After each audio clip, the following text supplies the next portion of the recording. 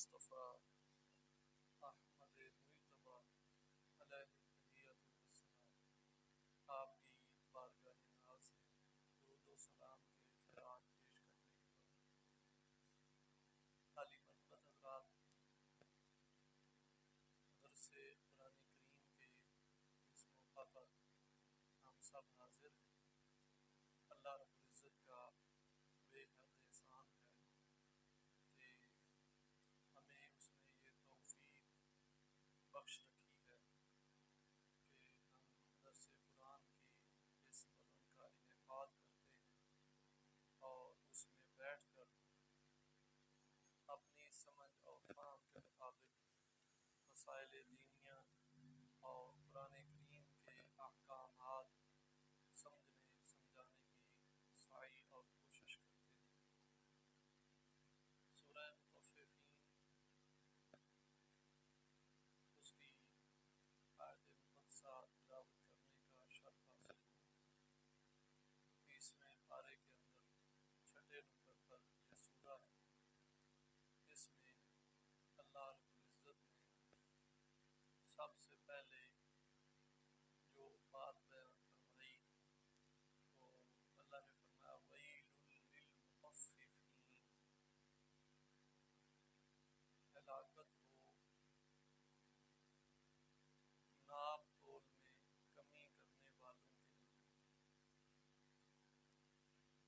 الَّذِينَ إِذَا اكْتَالُوا عَلَى النَّاسِ يَسْتَوْفُونَ، وہ لوگ کہ جب لوگوں سے خریدتے ہیں، لوگوں سے لیتے ہیں، تو اس وقت پورا پورا برابر برابر لیتے ہیں۔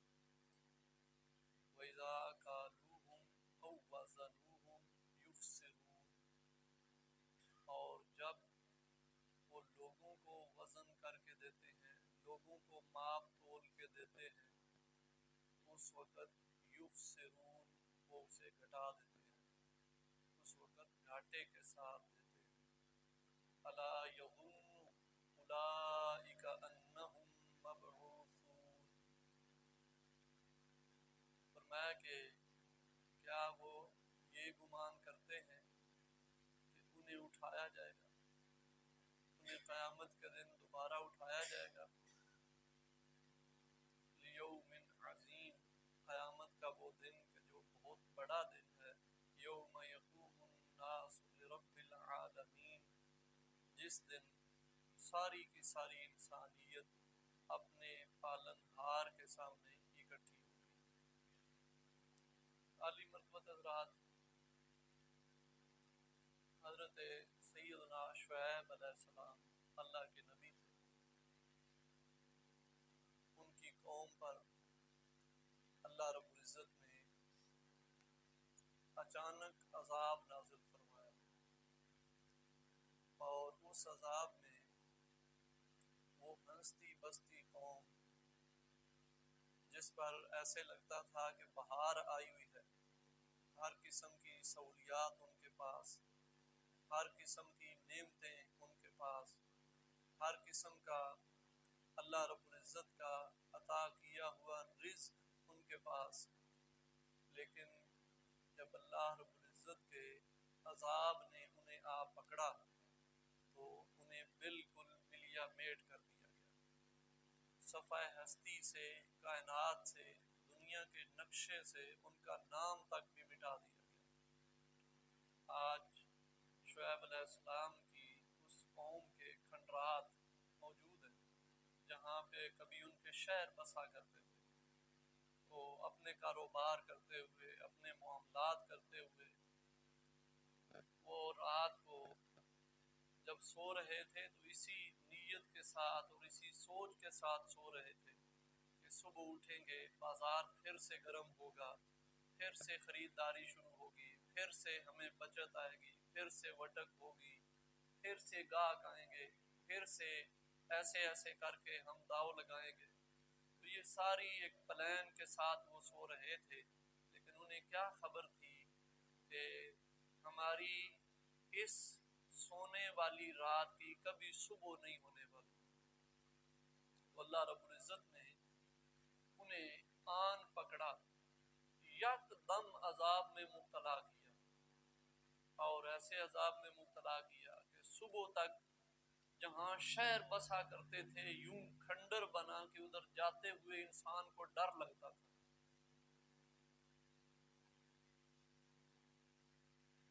اللہ رب العزت کی شان، قدرت، کمال، پاور کتنی ہے، اس کی چھوٹی سی جھلک زمانہ قریب میں اگر ہم نے دیکھنی ہو، ماضی قریب میں، تو آپ جسٹ 2005 کا زلزلہ دیکھ لیجیے۔ ہمارے سوچنے یا ہمارے سننے کے لحاظ سے تو وہ ایک زلزلہ تھا، آیا بس بڑا نقصان ہوا، لیکن جن علاقوں میں وہ آیا ان علاقوں میں کبھی آپ وزٹ کریں، ان علاقوں کے لوگوں سے پوچھیں کہ آپ پہ کیا گزری، کیسے ہوا، اور وہ کوئی زیادہ لمبا چوڑا بھی نہیں تھا کہ کئی گھنٹوں پہ محیط تھا، وہ رات کو بھی نہیں تھا، دن کے وقت میں تھا۔ ایسے میں زیادہ سے زیادہ جو اس کی شدت کی لمٹ تھی وہ 2 منٹ بھی پوری نہیں تھی، لیکن اس نے تہس سے نہس کر دی، اس نے جو ہے وہ پورے گاؤں ملیا میٹ کر دی، کچھ بھی باقی نہیں بچا۔ تو یہ ایک ادنا سی جھلک ہے اللہ رب العزت کی قدرت کی، اس کی پاور کی، اس کی شان کی، کہ اللہ رب العزت کی ذات کتنی قادر اور قدیر ہے۔ والی وقار حضرات، مجموعی طور پر من حیث القوم ہم کھوٹی قوم، ناپ تول میں کمی کرنا یہ ہمارا محبوب مشغلہ ہے۔ ہمارے اندر جہاں دوسری برائیاں پائی جاتی ہیں، جہاں دوسرے عیوب پائے جاتے ہیں، جہاں دوسرے نقائص پائے جاتے ہیں، ان میں سے یہ ایک ایسا نقص ہے کہ جو عام ہے، ہر بندہ اسے اپنا حق سمجھ رہا ہے اور وہ کرتا پھر رہا ہے۔ آج کل جنس کا موسم ہے، یہ ہمارے ایریا میں جو ہے وہ دھان ہے، منجی جسے ہم کہتے ہیں، اس کا موسم ہے، آگے جو ہے وہ مالٹے کا سیزن آ جائے گا، یا جو بھی ہمارے پاس اس طرح کی جینس جو ماپ تول کر بیچی خریدی جاتی ہے، اس میں آپ ذرا گہرائی کے ساتھ ڈیپلی اسے دیکھیں کہ ہمارے لینے دینے کے پیمانے میں کتنا فرق ہے۔ لینے کا اور پیمانہ ہے، دینے کا اور پیمانہ ہے، لینے کے لیے اور اصول ہے، دینے کے لیے اور اصول ہے، اور اس کو ہم مارکیٹ کا اصول سمجھتے ہیں۔ لینے والا بھی لے رہا ہے اور کہہ رہا ہے جی بس مارکیٹ میں ایسے ہی چلتا ہے، آپ کو نہیں وارا تو کسی اور کو دے لیں، اور خریدنے والا مجبور ہے کہ ظاہر ہے اس نے زندگی گزارنی ہے، اسے ضرورت ہے، تو وہ بھی کہتا ہے بھی ٹھیک ہے جی مارکیٹ میں چونکہ ایسے چل رہا ہے تو مجھے یہ قبول کرنا ہوگا۔ اللہ اور اس کے رسول صلی اللہ علیہ وسلم کو یہ ہرگز پسند نہیں ہے۔ ہماری مارکیٹ میں جو ہمارے ہاں تجارت کے فی الوقت اصول موجود ہیں، ہماری جو مارکیٹنگ کا نظام ہے، یہ سارے کا سارا یورپین نظام ہے، یہ سارے کا سارا یہود اور عیسائیت کا دیا ہوا نظام ہے۔ قرآن کریم کا، اللہ اور اس کے رسول کا نظام اس سے بالکل مختلف ہے۔ نبی رحمت صلی اللہ تعالی علیہ وسلم آپ اکثر و بیشتر حضور بازار کا چکر لگایا کرتے ہیں۔ حضور ایک بازار میں تشریف لے گئے تو وہاں پہ گندم بک رہی تھی، نبی کریم صلی اللہ علیہ وسلم گئے بازار میں تو آپ نے دیکھا کہ گندم کا ڈھیر لگا ہوا ہے، تو اللہ کے نبی علیہ الصلوۃ والتسلیم نے اس ڈھیر کے اندر اپنا ہاتھ مبارک داخل کر دیا، تھوڑا ہاتھ نیچے لے جا کے وہاں سے مٹھی بھری اس کے اندر سے، اور مٹھی بھر کے جب باہر لائے تو اوپر سے گندم خشک نظر آ رہی ہے اور اندر والی تر ہے۔ تو اللہ کے نبی علیہ الصلوۃ والتسلیم نے پوچھا بھئی یہ کیا؟ تو صحابی یا وہ جو صاحب تھے وہ عرض کرنے لگے یا رسول اللہ صلی اللہ علیہ وسلم، یہ میرے پاس جب آئی تھی تو یہ ایسے تھی کہ یہ ساری ایسے گیلی تھی، تو میں نے اس کی ڈھیری لگائی، اب ہوا پھرنے سے، دھوپ لگنے سے اوپر والی خشک ہو گئی ہے اور نیچے والی ابھی وہ تر موجود ہے. تو نبی کریم صلی اللہ علیہ وسلم آپ نے فرمایا ایسے اگر تم اسے بیچو گے یا خریدو گے تو یہ دھوکہ بنے گا. فرمایا کہ اوپر سے خشک والی جدا کرو اور تر والی الگ کرو. تر والی بھی واضح ہونی چاہیے, خشک والی بھی واضح ہونی چاہیے, تاکہ خریدار کو یہ دھوکہ بھی نہ ہو کہ وہ تر سمجھ کے لے رہا ہو اور اسے خشک مل جائے, یا وہ خشک سمجھ کے لے رہا ہو اور اسے تر مل جائے. تو اس طرح نبی کریم صلی اللہ علیہ وسلم, اب آپ ذرا تصور کریں, ہمارے لیے یہ کوئی اتنی خاص بات نہیں ہے کہ اس پہ ایکشن لیا جائے. اور ایکشن لے کون رہے ہیں؟ اللہ کے نبی علیہ الصلوۃ والتسلیم, اللہ اکبر, جنہیں رب ذوالجلال نے جو ہے وہ اپنی ذات کے بعد اس کائنات میں سپریم پاور بنایا. نبی کریم صلی اللہ علیہ وسلم کو سپریم پاور اپنی ذات کے بعد اللہ نے قرار دیا, تو وہ نبی اتنی چھوٹی سی بات کا بھی نوٹس لے رہے ہیں جو آپ کے اور میرے لیے چھوٹی ہے, لیکن حضور کو یہ بھی برداشت نہیں. نبی رحمت صلی اللہ تعالی علیہ وسلم, آپ نے اس کے حوالے سے ہماری خوب رہنمائی فرمائی, بالخصوص وزن کے حوالے سے, اس میں ماپ تول میں کمی کے حوالے سے رحمت عالم صلی اللہ علیہ وسلم کی احادیث موجود ہے. حضرت ابن عباس رضی اللہ تعالیٰ عنہ فرماتے ہیں کہ لما قادم النبی صلی اللہ علیہ وسلم المدینہ کانوا من اخبث الناس کیلا. فرمایا جب اللہ کے نبی علیہ الصلوۃ والتسلیم ہجرت فرما کے مدینہ شریف تشریف لائے, تو مدینہ کے لوگوں کی یہ عادت تھی کہ وہ ماپ تول میں کمی کیا کرتے تھے. وہ ماپ تول میں کمی کر کے دیا کرتے تھے. ان کا لینے کا پیمانہ اور ہوتا, دینے کا پیمانہ اور ہوتا. اور وہ کیوں کرتے؟ ماپ تول میں کمی کیوں کرتے؟ ان کا قصور نہیں تھا, اصل میں وہ جس قوم کے ساتھ رہ رہے تھے وہ رہ رہے تھے یہودیوں کے ساتھ, اور یہودیوں کا پسندیدہ مشغلہ ہے ماپ تول میں کمی, فراڈ کرنا, دھوکہ کرنا, دو نمبری کرنا. تو اس وجہ سے ان کے ساتھ رہنے کی وجہ سے, معاشرت کی وجہ سے, وہاں کے لوگ ان میں یہ عادت پڑ گئی کہ وہ بھی ماپ تول میں کمی کر کے لیتے تھے.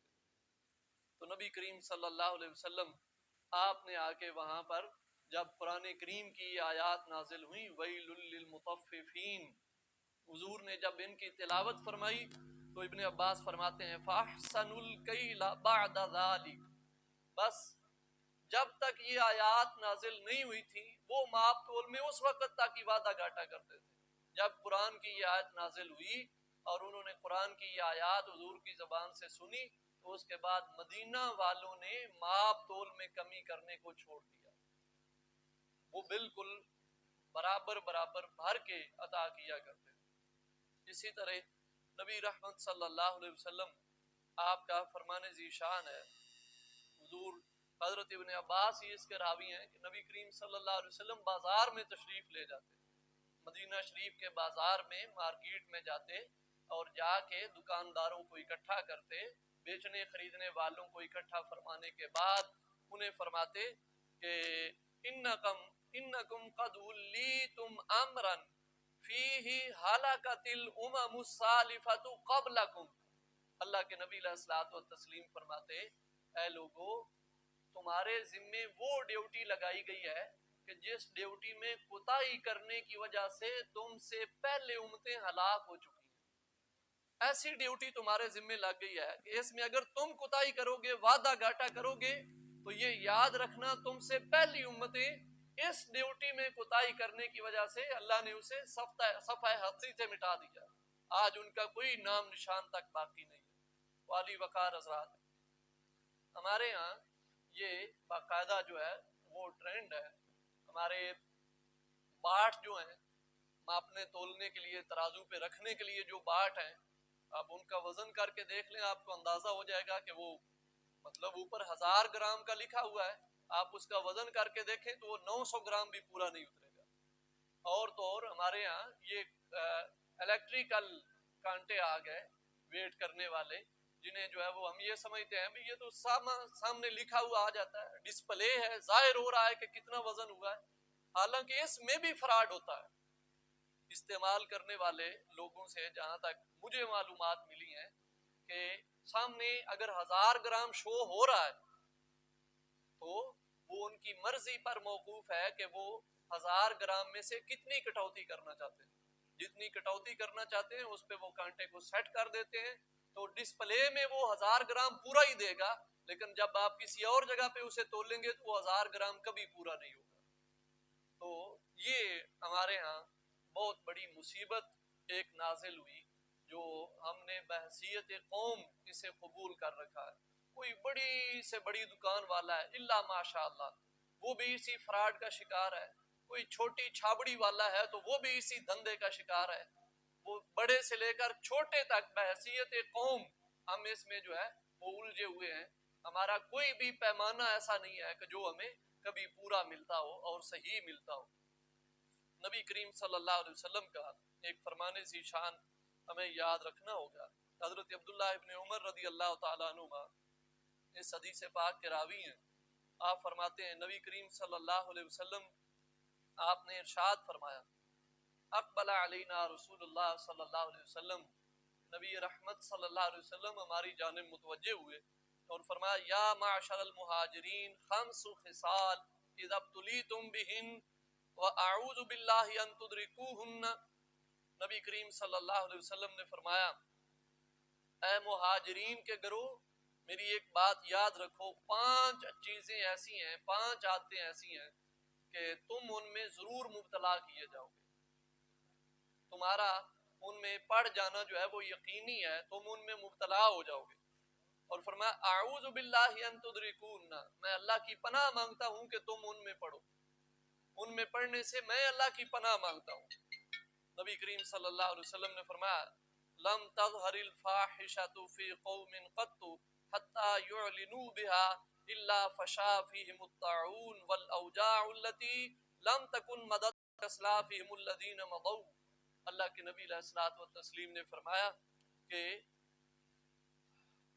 جب کسی قوم کے اندر بے حیائی پھیل جاتی ہے اور اس بے حیائی کو وہ سر عام کرنے لگتے ہیں, تو نبی کریم صلی اللہ علیہ وسلم نے فرمایا ان میں ایسے ایسے مرض آئیں گے اور ایسی ایسی تکلیفیں آئیں گی کہ جو ان کے اسلاف میں کبھی پیدا نہیں ہوئی, جو ان کے گزرے ہوئے لوگوں میں کبھی پیدا نہیں ہوئی. آج آپ دیکھ لیں, یہ مطلب پیچھے ہمارے ہاں کرونا گزرا ہے, اس سے پہلے جو ہمارے ہاں نئی نئی بیماریاں آتی ہیں, ایک بیماری آتی ہے, پہلے ہم ڈینگی سے لڑتے رہے, اس سے جان چھوٹی تو کرونے میں آ پڑے, اس سے چھوٹے گی تو کسی اگلی مصیبت کے لیے تیار کھڑے ہوں گے.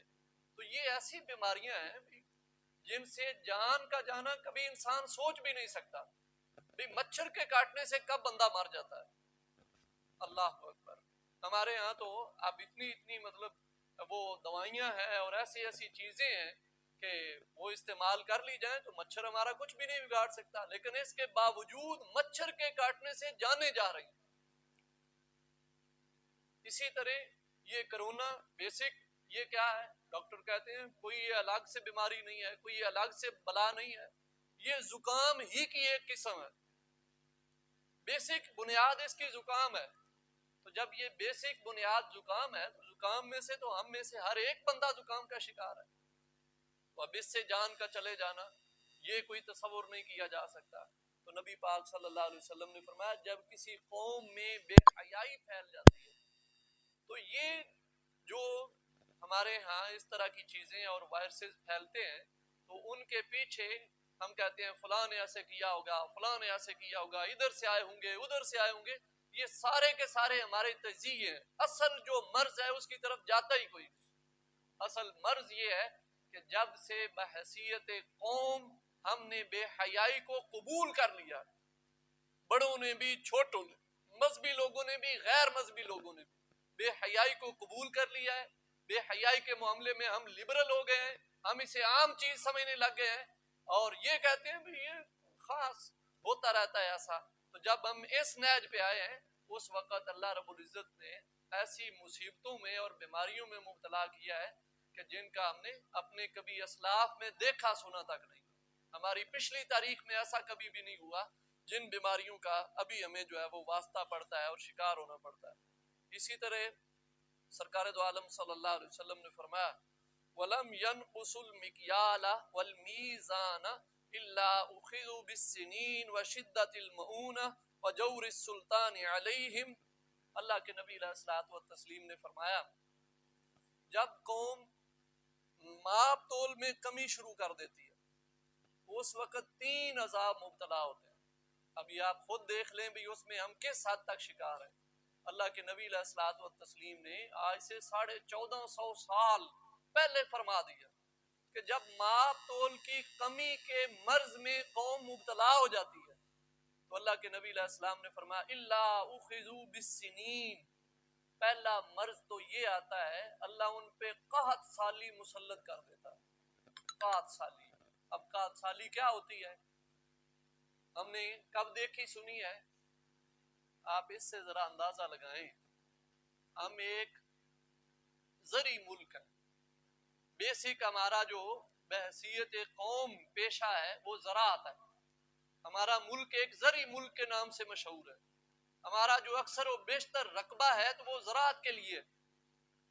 ایک زرعی ملک ہونے کے باوجود اس میں آٹے کی شارٹیج پیدا ہو جاتی، اس میں لوگوں کو آٹے کے لیے لمبی لمبی قطاریں بنا کے کھڑے ہونا، چھوٹوں سے لے کر بڑوں تک سارے کے سارے جو ہے ان کا پریشان ہو جانا۔ تو ایک زرعی ملک ہونے کے باوجود ہمارے کھانے کے لیے تو آٹا ہی ہے نا، جو ہمارے پاس وافر ہونا چاہیے تھا کہ ہم اسے باہر کے ممالک کو دے سکتے ہیں۔ اور ہمارے ہاں گندم کتنی بیجی جاتی ہے، کتنی بیجی جاتی ہے۔ جب ہم چھوٹے ہوتے تھے تو 1 ایکڑ سے وہ زیادہ سے زیادہ نکل آتی تو 20 من، 2 کھلوار، 3 کھلوار، یہ 1 ایکڑ کا جو ہے وہ تھا۔ اب 7 8 کھلوار تک 70 80 من تک